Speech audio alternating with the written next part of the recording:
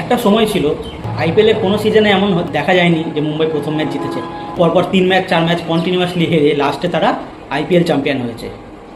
কিন্তু সেই মুম্বাই ছিল রোহিত শর্মার মুম্বাই ইন্ডিয়ান্স। এখন যেটা আছে হার্দিক পান্ডিয়ার মুম্বাই ইন্ডিয়ান্স।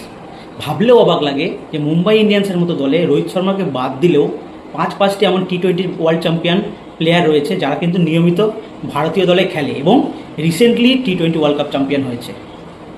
জানি না যে এখন হার্দিক পান্ডিয়ার তাদের মধ্যে থেকে তাদের বেস্ট বের করতে পারছে না, নাকি তাদের নিজেদের মধ্যে কিছু একটা ব্যাপার আছে, এটা এখন তারাই ভালো বলতে পারবে। কিন্তু ভাই প্লেয়ার হিসাবে কিন্তু এমআই প্রচণ্ড strong team. By the way, ভুলে গেলে চলবে না, রোহিতের ক্যাপ্টেন্সির কিন্তু আলাদা একটা দাম আছে, আলাদা একটা লেভেল আছে, আলাদা একটা ট্যালেন্ট আছে। ক্যাপ্টেন জানে কোন প্লেয়ারকে কীভাবে ইউজ করতে হয়, কীভাবে তার মধ্যে থেকে বেস্ট বের করতে হয়। এখন এটা আমি রোহিতের মহত্ব বলবো নাকি হার্দিক পান্ডিয়ার ফেলুয়ার বলবো, সেটা আপনারাই বিচার করুন। তবে এটুকু বলবো, এই মুম্বাই ইন্ডিয়ান্সকে আমরা চিনি না। মুম্বাই ইন্ডিয়ান্স ছিল আগের মুম্বাই ইন্ডিয়ান্স, রোহিতের মুম্বাই ইন্ডিয়ান্স, যার জন্য আমরা মুম্বাই ইন্ডিয়ান্সকে ভালোবেসেছি।